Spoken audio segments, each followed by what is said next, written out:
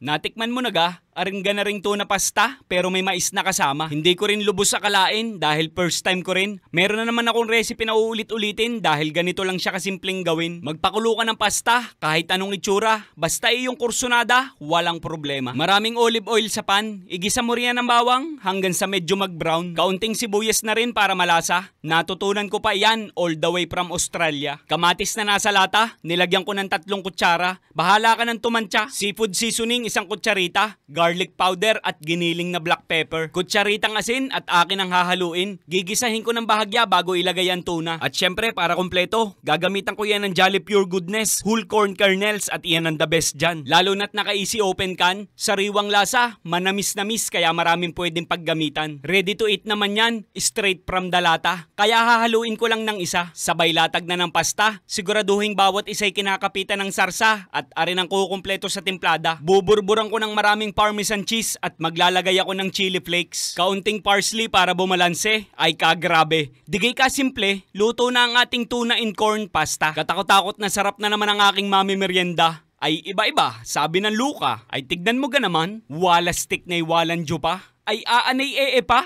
Ay ina!